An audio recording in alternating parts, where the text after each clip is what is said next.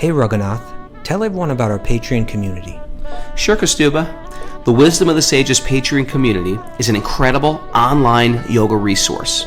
If you like the type of yoga wisdom and culture we share on the show, then our Patreon community is a great next step. This is a listener-supported podcast, and any level of sponsorship will unlock a wide range of live and archived classes, talks, and even workshops. Raghunath teaches, I teach, and we have a host of other excellent teachers on topics ranging from yoga philosophy, asana classes, storytelling, Ayurveda, kirtan, cooking, meditation, and a lot more. We even have an incredible online Bhakti 12-step recovery group. So if you want to check it out, go to patreon.com/wisdom of the sages. All right, let's get it on. Om Namo Bhagavate Vasudevaya. Om Namo Bhagavate Vasudevaya. Om Namo Bhagavate Vasudevaya.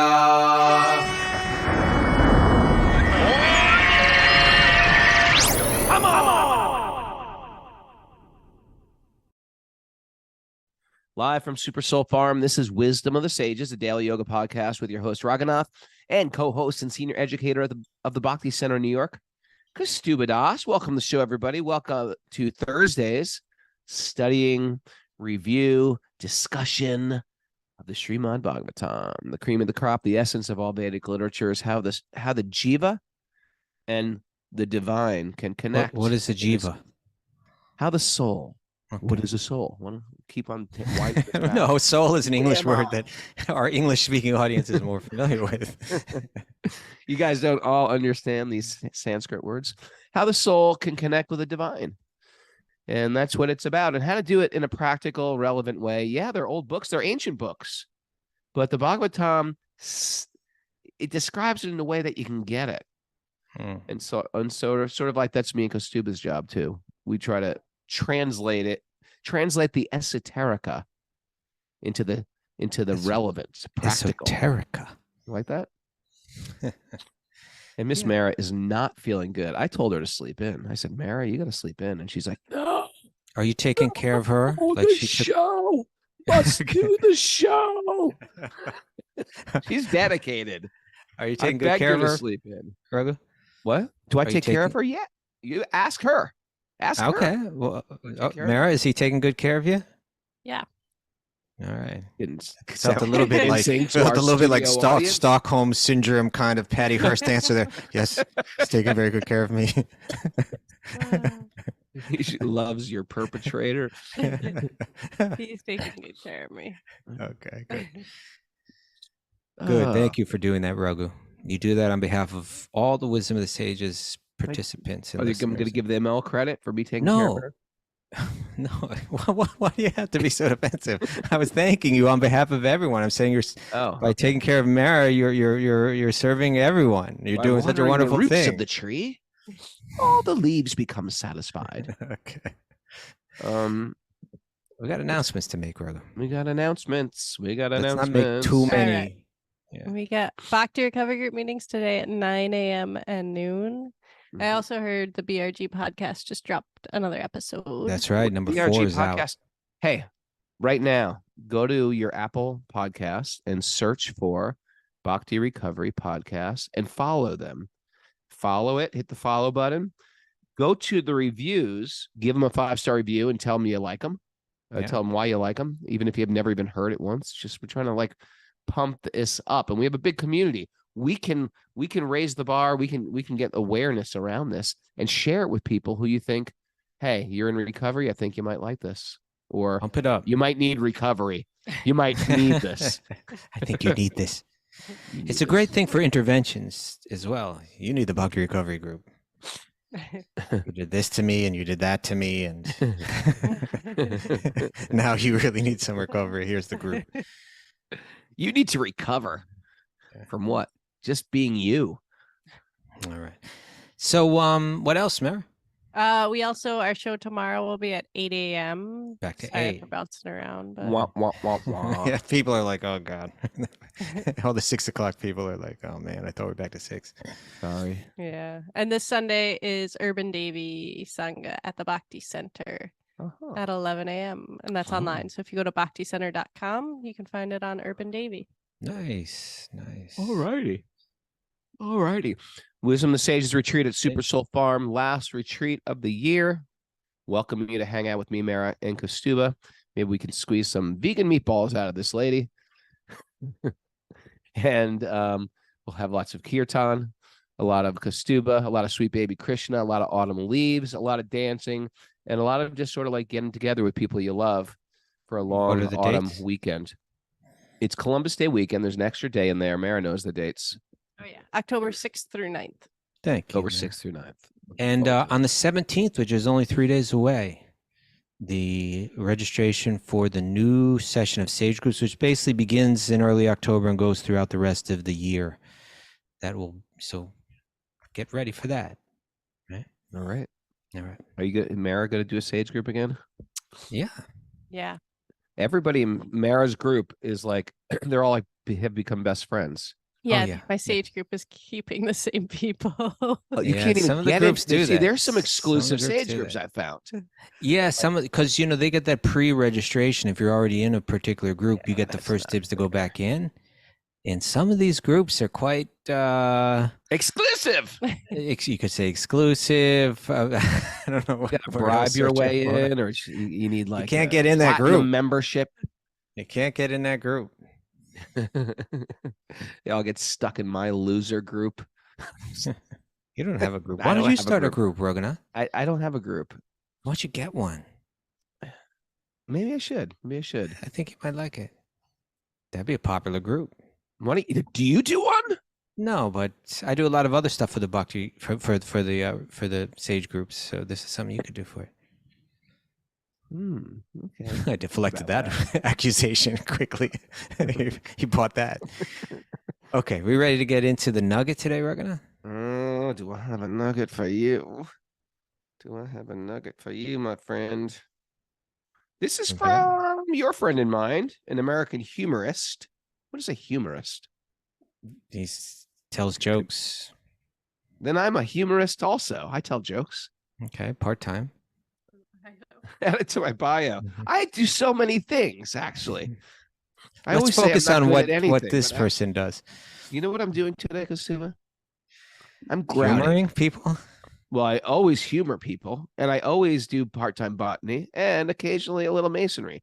But today I am grouting, and I think you need to grout a little to have a full spectrum human experience. You need to get in the bathroom, get some I'm tiles. podcasting right now. Why don't you join me? I'm just by reading this nugget. All right, here you go. Who's He's it an from? American humorist. He's a writer. He's an illustrator. He's a cartoonist. He was. He passed away in 1966. Okay, here's what he wrote. What's his name? Unhappiness. What's his name? Oh, Don Herold. Don Herold. I've never heard of him. Unhappiness is not knowing what we want and killing ourselves to get it. Ooh, very good. Not knowing what we want and killing ourselves to get it. Yeah. It's the classic busy doing nothing. In a sense, I suppose you could say that, yeah. Right? It's like running a race that has no finish line. We don't even know where we're actually running to. It's like speeding down the highway, but missing the exit. You should have quoted me this morning. I got more than Don Herold does. Well, he inspired you, apparently. I think we don't.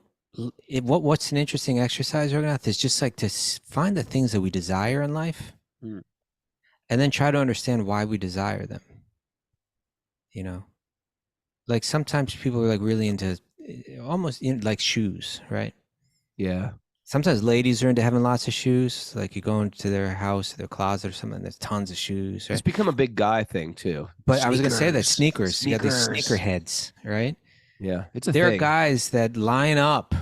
In New York, you see this people getting in big long lines because like there's a You get sneakers. sneaker, a big sneaker, new sneaker coming out or something. I'm like, Sometimes whoa. they don't wear them too. It's like, I can't wear these. It's like people have Put them in their expensive house. cars and can't drive them. Yeah. So then one has to ask, why do I want, like, I want to get those sneakers. It's on my mind. I'm going to work hard to make money. Some of those sneakers cost like, what do they cost? Like 150 A lot. bucks? No, dude. Way more. Sneakers are really expensive. I didn't realize this until my kids said they want some Air Jordans. I was like, yeah, let's get some Air Jordans. What How are much they? is a pair of Air 60 Jordans? bucks? No, they're like $300, $400 because they're Really? like limited editions. Okay, so let's say you're going to You spend and me are out of it. $300. We're old. We buy whatever's on sale. We buy. I buy, yeah. So let's say I'm going to spend $300 on sneakers. That means I may work for 15 hours to get them or something like that. Depending on how much I make, right? But, a lot of guys maybe they would have to work 15 hours for that, right? Wow. And then so that's like 2 days work to get those sneakers because I think they're going to make me happy. But what is it about the sneakers that's going to bring me happy?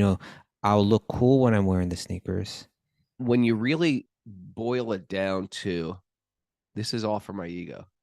But even that, everything's a little humiliating, actually. But I'm saying you go even further than that. I'm totally agree with you, Ragnar. Like it has to do with my ego, the image that I'm trying to project, right?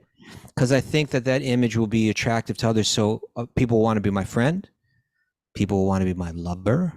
People want to will hug me. I'll find the affection the closeness, the affection that I'm looking for, that I'm desiring deep down. Like that's kind of what we really want. It's like everything boils down to, I really just want God. I really want Krishna or God in my life. Well, and that's the source of it. And I'm settling for some secondary validation that is never going to quite fulfill it anyway. And we're killing ourselves to get it. We're killing ourselves. Yeah, we're running around, man. Unhappiness. It makes us feel whole in a way, just like Brittany Payne just wrote on the message board. Yeah. By the way, message board people, everybody put up your Instagram handle so you can all follow each other. If you want to join us live on Zoom, we do this every day. Email Mara, wisdomofthesages108@gmail.com. You can join us live on Zoom too. But Brittany Payne writes that she has a cousin. She's calling out Brittany Payne is calling out all her family. Her whole family. Is your cousin from Jersey? She's like, wait a second. Now my mom's going to hear this. And now, oh God. All right. Brittany Payne, she has somebody in her life. Yes. But she won't mention any names or relations. Could be a cousin, but maybe not. Okay. But they have like thousands of sneakers. They have an entire room dedicated to sneakers. That's wild. And who is it? AJ Sullivan. He's saying this. He's saying it has to do with clout. I have something that others don't have, and it's rare, so they can't have it even if they wanted it. And I agree that's kind of like the beginning stage, right? But why do you want something that others don't have? Because it makes you special. Why do you want to be special? Well, because ultimately there's some idea that there's going to be some human connection at some point, some kind of friendship, some kind of love behind it all. Power? Huh? Power? Well, maybe? Even power, I think even that is, why do you want the Who's power? that powerful guy with all the sneakers? Ultimately, it's because we want some love in the end, because that's really all we're really kind of meant to do. And if we just understand that from the beginning, and understand that how these other things will only bring us some kind of superficial, artificial, removed kind of reflection of that love that we're looking for. Well, I will work so say hard that, for it. When I was younger and I was getting into yoga and yoga philosophy, I had a very, very big, valuable record collection. And I was sitting up there in the, You thought it was cool? I didn't know what I didn't know what I mean, you thought it made you cool? Is that where you're going? Searching for them, almost like finding little treasures. Okay. Going through old record stores in New York. It was sort of before anyone collected records. And if you're not from that punk hardcore scene, it was very hard to get records because these bands would press 1,000 records and then they'd break up, and the whole rest of the world wanted them. But New York City had like so many underground record stores back then, and you could get one. And they first of all, they were sort of like records. little sonic time capsules of bands that existed, and they were unique and personal, and it was finding a little treasure. And so there was that went with it. But then I was reading in one of Shivananda's book. I think he was actually quoting the Bhagavatam, believe it or not. He said, "Where are you finding your pleasure from? Is it pleasure of the self, or is it the pleasure of the ego?" And I was like, well, with me, it's not all it's pleasure. I fancied myself quite enlightened at Okay. 19, and I Not was like, well, about it's the pleasure ego. of the self, the way I live, and I was like, well, I just started analyzing my record collection. I was like, well, how do I actually tangibly get pleasure from that record collection? Because if you have a record collection, you don't actually play the records if they're very rare, because you'd scratch them. So you put everything on cassette back then. All of your good records I listened to on cassette. Everything that That's was rare ridiculous. was like kept in plastic wrap and stuff like that. Okay. I said, well, how did you actually get pleasure from it?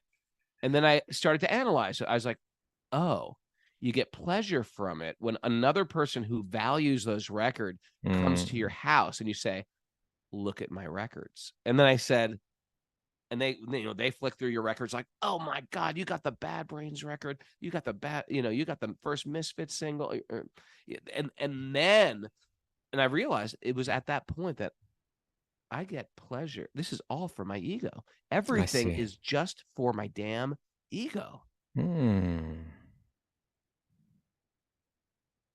Thank you for sharing that, Raghunath. That's perfectly elucidated there.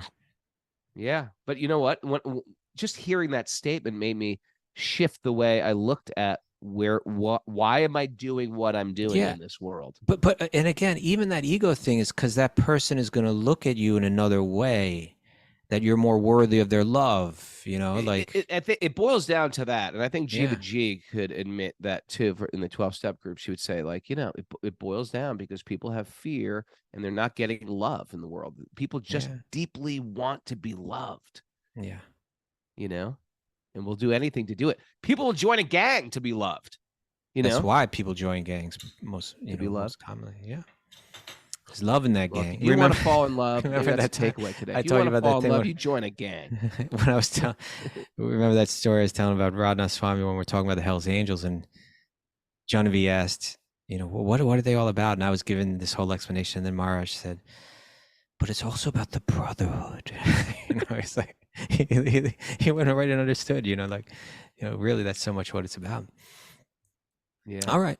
So let's focus. Why do we want? What are we chasing? What are we killing ourselves to get? And that's why we're to here be happy with our Wisdom of the Sages community. Let's just read Bhagavatam together to be happy, right? Think about Krishna, that original source of happiness. We'll be happy. Okay, ready? You still there? What's going on? What happened over there? What's going on? You became deeply thoughtful or something? I'm thinking about life. Okay. Let's dive in. Narayanam namaskritya naram chaiva narottamam devim saraswatim yasam tatojayam madhirayat.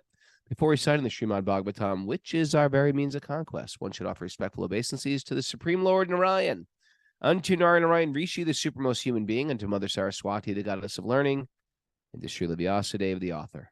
Nasta prayeshva badreshu nityam bhagavat sevaya bhagavati utamashloke bhaktir bhavati naistiki. By regular attendance in classes on the Bhagavatam and by rendering service to the pure devotees, all that is troublesome to the heart will become eradicated, and loving service to the Supreme Lord, who is praised with transcendental songs, will be established as an irrevocable fact. Om Agyana Tamarandasya Gyananjana Shalakaya Chakshurun Milatam Yena Tasmai Shri Gurave Namaha. I was born in the darkness of ignorance, and my teachers are opening my eyes with the torchlight of knowledge. I offer my obeisances at their lotus feet. Reading from the Srimad-Bhagavatam. Yeah. Canto 6, Chapter 4, Text 25. Yeah, text 25. We got Prajapati Daksha. Prajapati Daksha, learned, older. Is this Religious. pre or post goat head? Post. He's a whole nother birth. He's taken another birth now. Okay. And his head is human. Now he's been born human from the daughter of the trees and the Prachetas. Okay. Goat's head's long gone. He's free of that. Thank God for that. He looks very dignified. He must be very. I picture him as a very handsome man. Oh, really? Very. Oh yeah, he's got a lot of good karma. This guy, and he's saying some beautiful prayer, insightful. All right. Here's text 25. These are the Hangsa Guya prayers. Hangsa Guya prayers. Because they're only because they are only matter, the body, the life airs, the external and the internal senses, the 5 gross elements, and the subtle sense objects, form, taste, smell, sound, and touch, cannot know their own nature, the nature of the other senses, or the nature of their controllers. But the living being, because of his spiritual nature, can know his body, the life airs, the senses, the elements, and the sense objects. And he also can know the 3 qualities that form their roots. Nevertheless, the living being is completely aware of them. He is unable to see the supreme being, who is omniscient and unlimited. I therefore offer my respectful obeisances to him. So this is the very idea of that we have the ability to understand the senses. This is sort of like the beginning of human life, or the dawn of human life, isn't it? When you could see your you see your senses' behavior, see your mind's behavior, call out your mind when your mind is acting inappropriately. Like, this behavior doesn't help me. Otherwise, it's sort of like the behavior itself sort of pushes us forward in this world, and we don't even think about it. And when you finally get to this point where you're sort of questioning your behavior, questioning your senses and their desires, just like you did in the beginning of class, like, why are we doing this? Why do we want this? It's the beginning of change and transformation.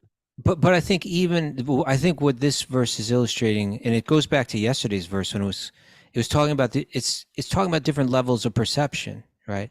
It's saying that inanimate objects, we can perceive them through our senses, but they're unaware that we're perceiving them, right?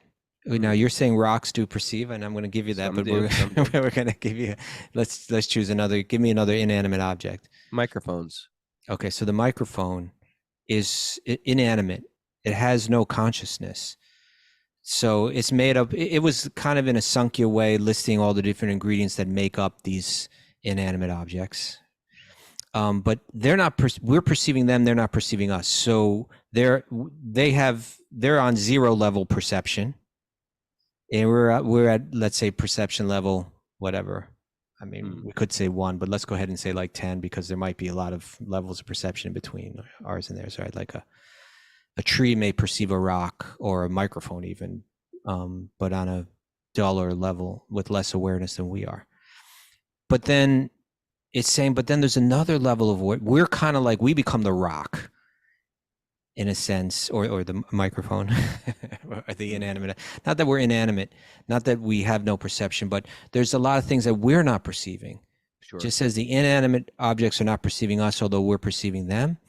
There's stuff out there that there's a firewall between the inanimate objects and their perception of us. They don't perceive us. And then you like that I'm using analogy. It's great. You like that firewall analogy I used the other day. I like the firewall. And so there's a firewall between us, and here particularly what it's being mentioned is that we're not perceiving that that's the paramatma, right? There are forces that are behind everything, that even engage us, just like we may engage inanimate objects without their awareness that we're engaging them. Mm-hmm. It's saying that behind everything, there are forces, particularly the paramatma, that we're not perceiving, and that are actually engaging us, moving things around, right? And it's mentioning here that paramatma, it uses the words sarva, and ananta. I think it says sarvagya. Yeah, sarvagya. He knows everything, like omniscient. Yeah. And anantaram. Or anantam, unlimited. There is behind everything, even my action, even why I'm running to get those sneakers, right? Even why I'm working so hard to try to find pleasure in this world. The paramatma is the one that's kind of like facilitating and even driving that. We have this free will to think and to want, But when we say, I don't want you, then he begins, according to our karma, according to the previous decisions that we made, opening up opportunities and even giving us the drive, run, go for it. Go for those sneakers. Stand in the line, right? Why am I standing in this line again for these sneakers? They didn't make me happy last time, right? I'm standing in line again, talking to some guy in front of me about like the sneakers. Well, there is a type of happiness you get. It's just it's a lower vibe happiness. Just like And you get a happiness from taking like a drug. You know, you get a type of happiness, but it's low. You get the grade. withdrawal that comes with it. Right. Yeah, the emptiness that comes with it, and Yeah. or the addiction of this. Okay, I can get more sneakers. Yeah. It's the joy of consumption. There's a real joy, a pleasure there. It just doesn't give you what you want. But yeah, but also to the transcendentalists, that pleasure is actually not pleasure at all. They're like, what? That's not pleasure, right? For us, it's pleasure. I mean, We see that as pleasure. Thorsten from Switzerland knows. That's how he stays in business with his tattoo shop. People get one tattoo and they're like, I got to get another tattoo. I need another tattoo. It's like addictive. They just want to keep getting more tattoos. You want to read the commentary, Raga? Okay, commentary, 2025 commentary. Material scientists, this is the purport. Material scientists can make an analytical. What's the matter? Get it out, Raghu. Material scientists can make an analytical study of the physical elements, the body, the senses, the sense objects, and even the air that controls the vital force. Prana. But still, they cannot understand that above all these is the real spirit soul. Right? Okay. In other words, the living entity, because of his being a spirit soul, can understand all the material objects, or when self-realized, he can understand the paramatma upon whom yogis meditate. So that's the breakthrough, the firewall. Right. Perceiving what we're not perceiving. Mm-hmm. Mm-hmm. Mm-hmm. Please continue. Nevertheless, the living being, even if advanced... Oh, I'm sorry. I cut you off, and I don't think you finished that last sentence. Why'd you start it again? No, that was it. In other words, the living entity, because of his being a spirit soul, can understand all the material objects. Or, did you read that? When self-realized? Yeah. He can understand the paramatma upon whom the yogis meditate. Okay. I read that. Nevertheless, the living being, even if advanced, cannot understand the supreme being, the personality of Godhead, for he is ananta, unlimited in all six opulences. Okay. So there's this unlimited one. There's this sarvagya, all-knowing one, who's in the background and who's designing our experience in such a way where it's simultaneously fulfilling our desires, but also educating us. Ideally, giving us experiences that are meant to make us think, meant to make us slow down, meant to make us say, what am I doing here? Why am I standing in line to buy these sneakers? You know, is this really what I'm meant to be enjoying? Is this really real life? Is there something more than this? Does this bring me happiness? You were sharing with us that you were on tour with some guy that was in a real big band at the time. Yeah. And he was just like, oh, these girls are just like everywhere he turned. It's like beautiful throwing girls themselves at me. Yeah, and it's probably exactly what he desired his entire life. He was probably just waiting for that moment when that would happen, you know? Right. And then it happened, and he's like, I can't stop doing it, but I'm miserable. Yeah. You know? He confided he was miserable.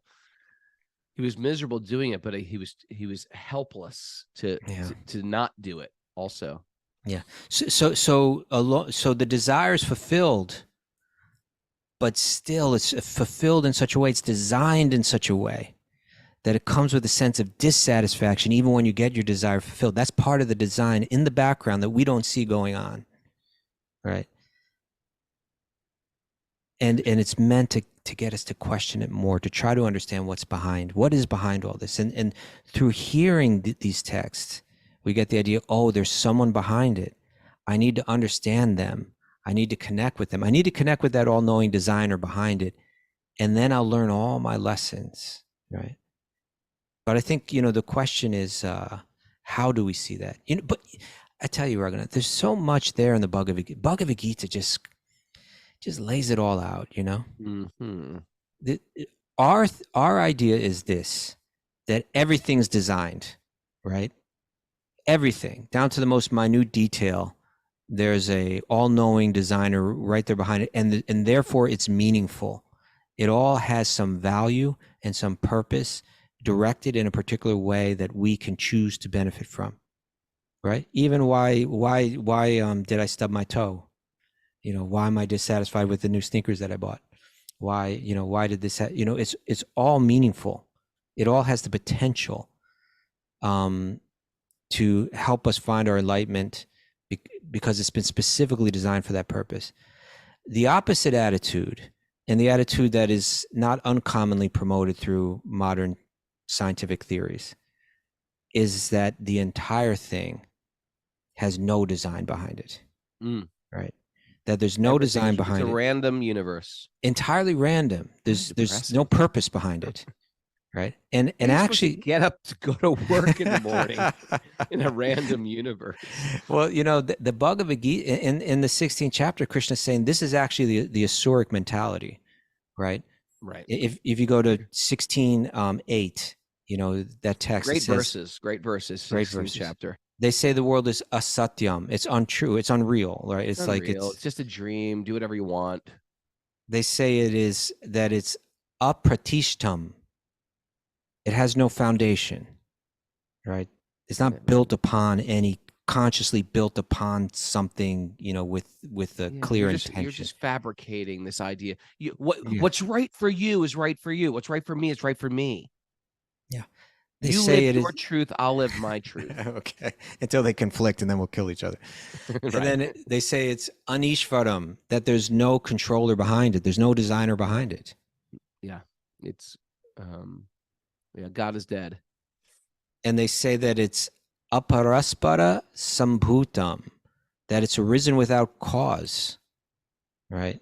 Yeah, it's an explosion. How are you here? You're a product of an explosion after billions of evolutionary years, and now you're sitting in an apartment in New York City, and that's it. And the pinnacle of our evolution. There's no reason. There's no purpose. There's no design. There's nothing to learn. We're just like a bunch of roaches still surviving. Yeah. So Bhagavad Gita actually says that's the Asuric mentality, right? The best translation we really have for that is demoniac, but let's say, I don't know. Demonic sounds. It sounds too much. It sounds satanic or something. Yeah. But it sounds a little satanic. But it's the turned away from light. How about that? Turned away from it's the dark. How about that? It's the dark view. Yeah. And then turn towards the light is there is a designer, there is a foundation, there is a controller, there is a cause. It is real, and it has a goal. There's a goal, there's a purpose, there's a meaning behind even the most minute detail. All the details have purpose. All the relationships you've been in, good and terrible, they're all meant to bring you to a certain place. Oh, man, doesn't it make life so much? There's a master designer, a master parent, a loving, benevolent director behind everything, even the pain we go through. Behind every experience that I have, even though I have free will and I can exert it, the way that the universe responds. There is good and bad in the world. There is light and darkness in the world. Okay. But the way that the universe responds to me, it has been specifically designed for me to learn something from. How do I interpret it? How do I respond? Those are the questions, right? How do I interpret it and how do I respond? It's really a demoniac idea they have, don't they? It's all random. There's no foundation. There's no God in control. We're the only living beings in the universe. There's no such thing as aliens. Everything is dead matter. There's life everywhere. They're all beings. They're all trying to enjoy this world, right? And when you finally get focused and directed, you realize I'm part of something bigger. I want to reconnect with Source. I want to be grateful. I want to give back. It makes so much sense. Come join us. It snaps into place, right? Especially when it's not just some kind of new age fluff, But when there's dense philosophical consideration and text and commentary that's consistent, that goes deeper, deeper, It's deeper. consistent. Yeah. Canons of literature directing us in this towards this trajectory. Come on, join us. Okay. Join us. Well, and then it doesn't only say that, it all has meaning, but then it starts to speak about how it's practiced, right?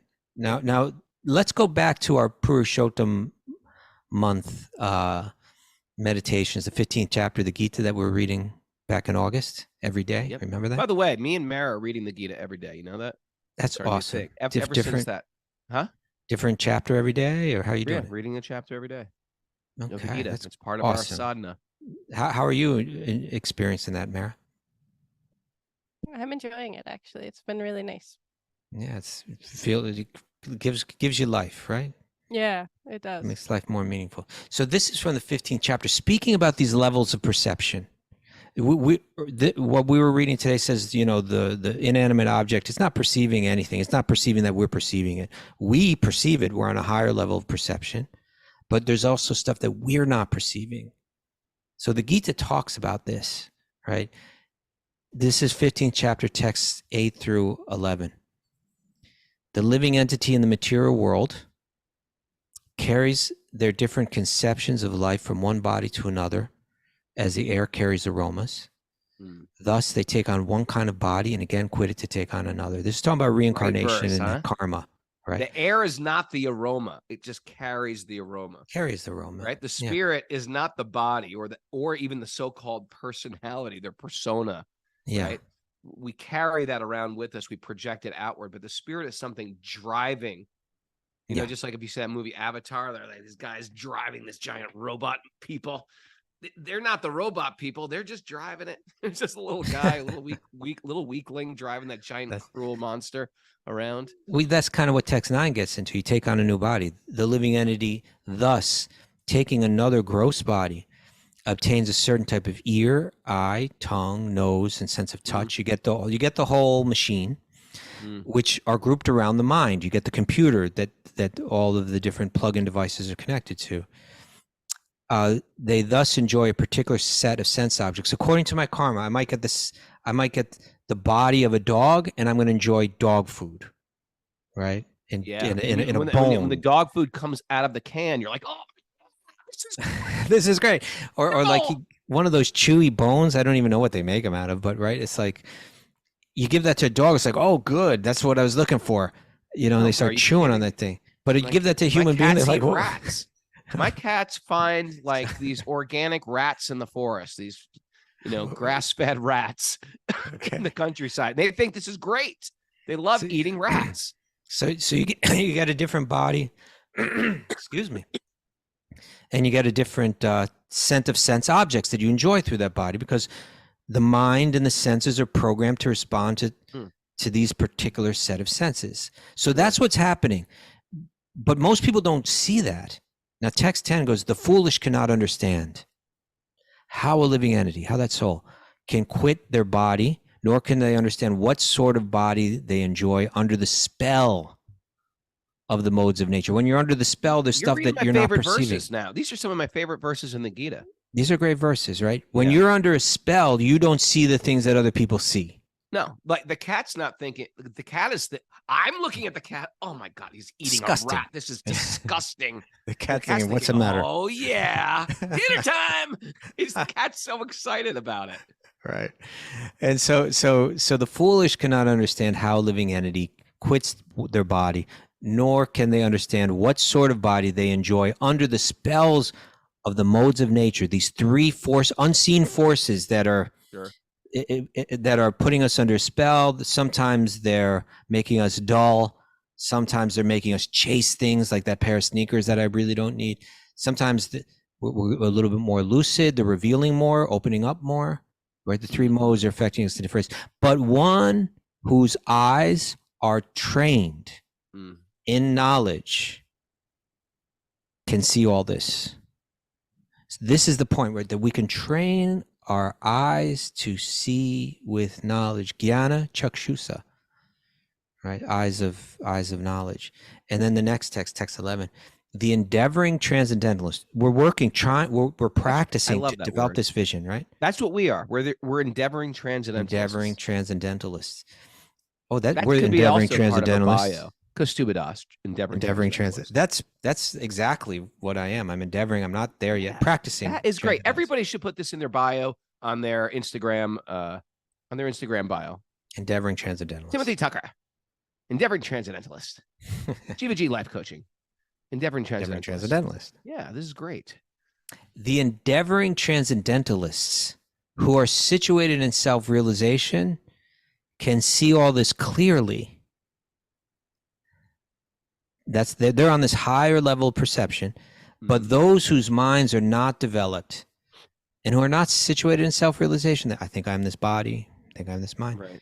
they cannot see what is taking place, though they may try. Yeah. Okay, so you hear what's going on. What's happening? Well, there's this whole process of hearing, reflecting, and praying as well. There's this combination. The endeavoring transcendentalist, it's a combination of their endeavor combined with, and that's a cue for you, Raghunath. Endeavor combined with Maris and mercy. Yeah, with mercy, with grace, right? Yeah. That these two, that this is really our understanding. There's a balance in these two, right? Down in South India, right? In the Sri Vaishnava lineage, this ancient lineage of worshippers of Lord Vishnu, especially. They say there's two camps, like two different schools of philosophers within that one lineage, and they just have a different emphasis. One is called the cats. One group is called the cats, and the other group is called monkeys. The monkeys. And the difference between them? One carries their young by the mouth, and one the young holds onto their backs. Which one carries the young? The cats carry. They grab it's crazy how you neck. can just grab the cat by that neck and just like it's okay with that. Isn't yeah, it? the little babies are like, okay. Yeah. Thank you. So one group is called the Vadakalai. They're the cats, and when they read these same texts, they interpret them that it are achieving these higher states of perception, ultimately perceiving God and developing pure love of God. It has mostly to do with grace, with God carrying you, right? In the other camp, they're called the Tenkalai. They're also called the monkeys. They say it has to do with one's endeavor. One has to be yogi and one has to work hard to achieve that state. Just like the baby monkey is not carried by the back of its neck by the mother. It actually they hang on underneath, right? With their arms and their legs. Yes. Yeah. Our lineage says it's very much about both, right? Both. I lean more towards the please carry me. Please carry. Okay. Please carry me. I want to be a cat. Hanging on by a pinky here. Please. Yeah. But so how can we develop? How can we become these endeavoring transcendentalists? How can we perceive what's going on in this world clearly, not be enamored by it, not be bewildered by it, not be under a spell, and just continually wallowing in material enjoyment followed by suffering? Well, we have to endeavor, and we're going to need some grace. And how it happens in this next two verses, 27 and 28, Daksha is going to talk about how can we perceive what we're not perceiving? How can we perceive the paramatma behind everything? There's an incredible purport to this. Why don't you read the verse and maybe tomorrow read the purport? Sure. 26, right? I already moved. Is it 26? Okay, 26. When one's consciousness is completely purified, this is exciting, of the contamination of material existence, gross and subtle, without being agitated, as in the working and the dreaming states. And when the mind is not dissolved in susupti, deep sleep. Yeah. One comes to the platform of trance. The yogis, like the Ashtanga yogis, they talk about these different states of awareness. Right? There's different. There's the waking state. There's the dream state. Then there's this deep sleep state. And the deep sleep state is kind of like closer to our original state, that's unaffected by the mind and the body and so on. So they talk about these different states. Then one's material vision and the memories of the mind, which manifests names and forms, are vanquished. Mhm. Read that So again. those are the things that have us one's- confused, right? then All one's of these mate- memories of names and forms of the Right. movements of the material energy are false identification, our desires. They're all Mm. tied into all of that movie that's going on around us all the time. When you're in that deep sleep, when you're in dream state, you're dreaming based on all of that. When you're in deep sleep, you're disconnected from all of it. Mm. Not even dreaming, right? Only in such a trance is the Supreme Personality of Godhead revealed. Thus, let us offer respectful obeisances unto the Supreme Personality of Godhead, who is seen in that uncontaminated transcendental state. You know what I got to say, Kastuba? You know what I got to say? What? What do you got to say? These are prayers. Usually when you think of a prayer, if you were just to go up to anybody in the street, say, okay, what's a normal prayer for you? Give us Dear this God, day our please daily give bread. me. Yeah. Bless us, our Lord. Please, bless our food, stuff like that. The prayer itself is such a deep philosophical statement. It's not asking God for anything. It's just like appreciating the inner workings of the divinity and the jiva. It's amazing. Just one prayer is so deep. When So we were much younger, information. right? When we Yeah. were younger, like I can speak for myself, but I think you too. Like these type of parts of the Bhagavatam or the Krishna, in the Krishna book as well, they were just sort of like, oh, can we just get on with the story, please? They're sort of like distracting us from the story. But now I could just stay in one of these prayers, Stay with it. and it goes so deep. And Me too. Yeah, Me too. we've grown And up. okay, so now what he just described there was a state of yogic trance in which one could enter, be disconnected from all that's bewildering us, and in that deep state of trance, one could perceive the paramatma. But it's not an easy thing to achieve. It requires incredible sense control, incredible endeavor, incredible patience, and maybe even lifetimes of practice, In the next verse, the next two verses, they put the next two verses together. We're going to hear a bit about how it can be achieved. It's going to talk about with the endeavor, but it's also going to begin to talk about the grace, how through devotional service, and there's a really interesting commentary to it, but through devotional service, Prabhupada's always going to kind of draw us there that, hey, you know what, kids, you're not going to make it as Ashtanga yogis in this day and age. You don't have what it takes, but that's okay, right? That's okay, because simply through devotional service, you connect directly. And all that you're meant to perceive as a yogi, you'll perceive it, and still more, because you'll perceive sweet baby Krishna behind it all. But I think that'll be for tomorrow, Rabinath. I'm going to save that for tomorrow. Edge of the seat. All right.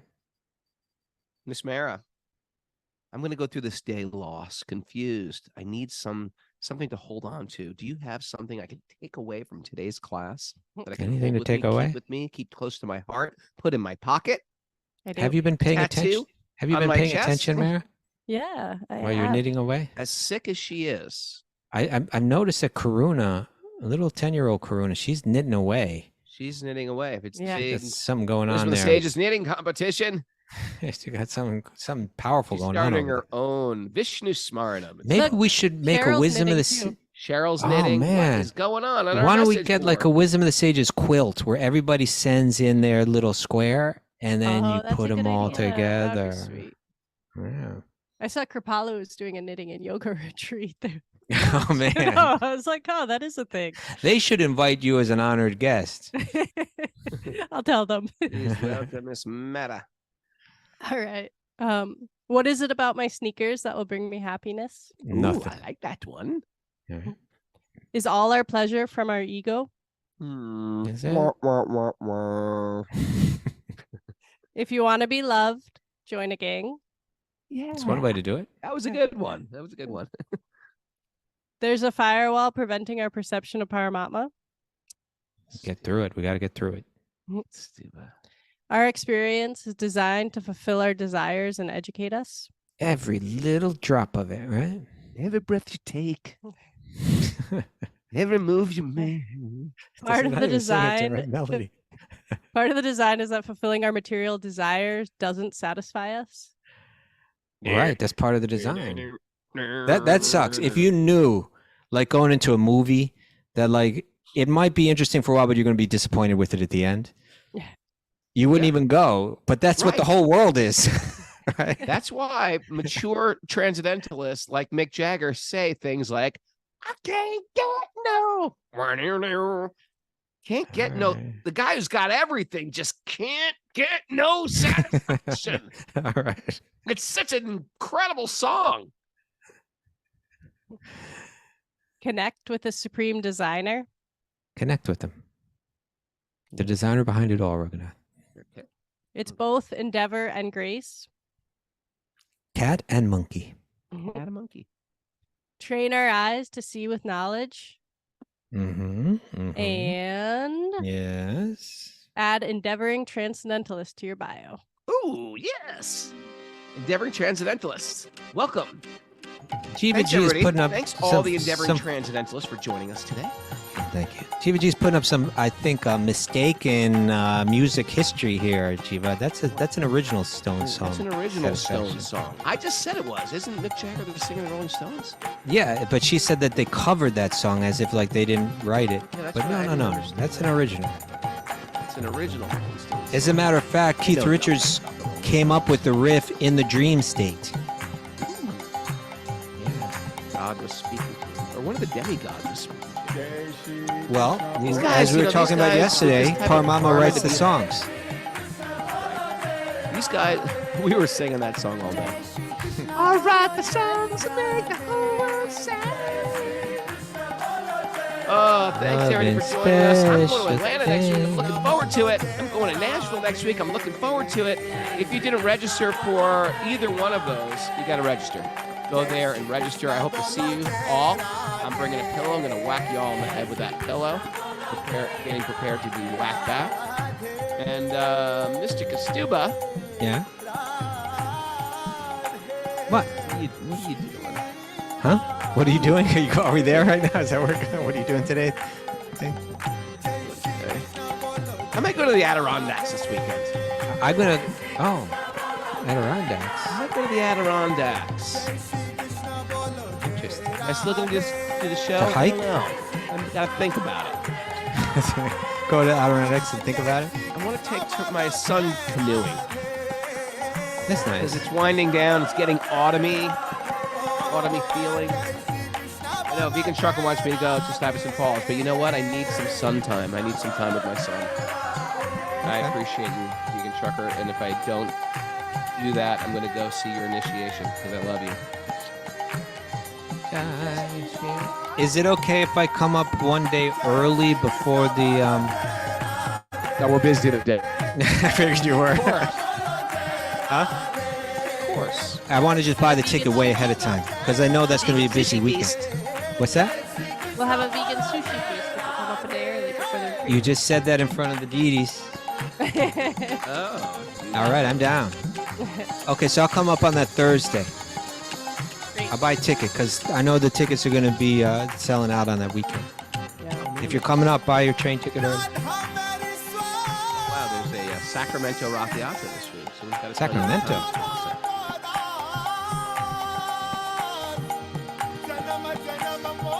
Oh, you know who's coming to my house tomorrow, Raghu? Oh, Kesava Swami? Kesava Swami. He's doing a program at the Bhakti Center Friday night that's worth checking out, too. Can we interview him? Why don't you just put him on the show? Just bring him in. You want him for this Sunday? See if I can get him? Yeah. Or maybe, yeah. Maybe I'll go canoeing and you can interview him. Okay, we'll see if it fits into schedule this Sunday. Maybe just bring him on. Is he going to sleep at your house? Like, will we see him walking in the back? No, he's coming like in around in the afternoon. In the afternoon. So he'll be there in the morning.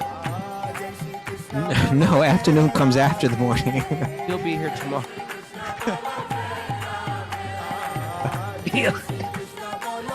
So this afternoon or tomorrow afternoon? He's not coming this afternoon. He's coming tomorrow afternoon. Tomorrow afternoon. What day is tomorrow?